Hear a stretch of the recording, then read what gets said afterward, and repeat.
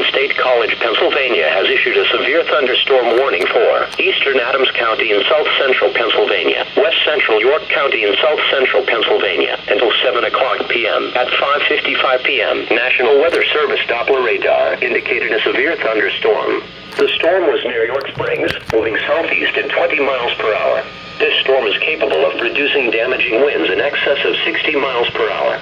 Locations in the warning include Heidlersburg and Lake Mead, East Berlin, New Oxford, Hanover and Sherrystown, Parkville, and Benville. This will impact the following major roads: Route 15, Route 30, State Road 94. Severe thunderstorms produce damage. Move inside a permanent building now to be safe from strong wind gusts. Please report hail, strong winds, or wind damage to the National Weather Service by calling toll-free 1-877-633-6772.